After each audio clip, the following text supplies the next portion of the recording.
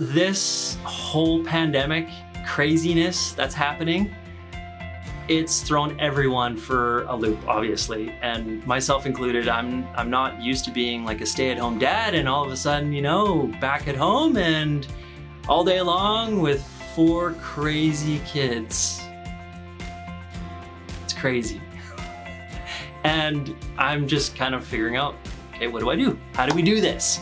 So I just wanted to give a few ideas and some reminders about what we can do to kind of pull through and make it through to the other side dentally, because we're gonna have a lot more time at home.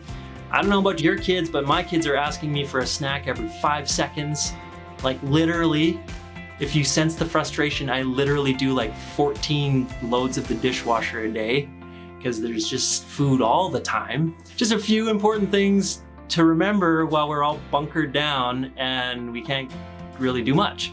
So first thing, of course, brushing and flossing. We definitely don't want people to go nuts and like just go buy all the toothpaste and toothbrushes, of course, like toilet paper problem that we're having.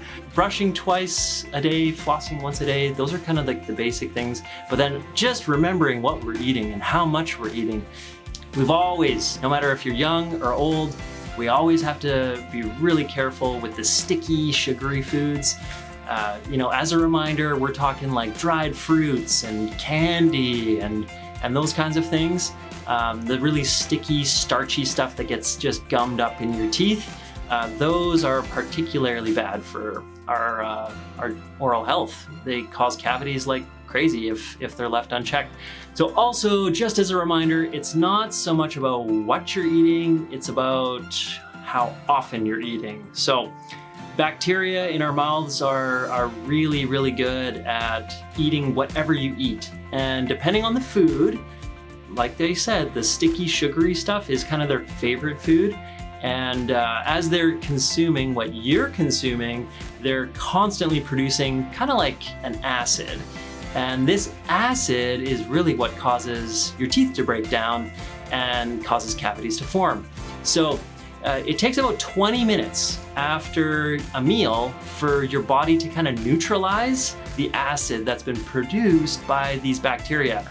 And the acid is particularly powerful when it comes from the sticky, sugary foods.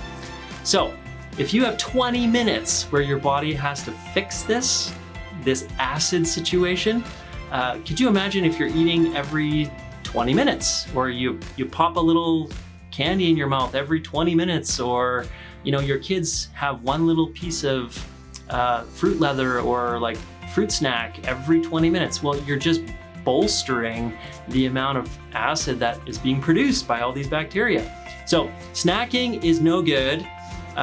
What I try and do with my kids is just, yes, they do get snacks and they want to eat constantly, but I'm trying to, if they are hungry all the time, I try and just feed them the foods that I know are pretty low risk for developing cavities, like fresh raw vegetables and fruit. Generally speaking, are pretty safe for kids, with the exception of bananas. Bananas are not that good for most people and most kids. And unfortunately, lots of kids love bananas, so go figure. Trying to limit the frequency of meal times and snacking is gonna be key for all of us. So we have no idea when we're gonna be able to open again for regular routine dental care. So it's really up to you guys, and we're here for you, of course, but I just want to encourage everyone to really kick in those good habits at home. And I know it's tempting when you're at home and there's always good food to eat in the cupboards for now anyways, right? And you want to eat, just try and space it out and make good choices for what you're actually consuming.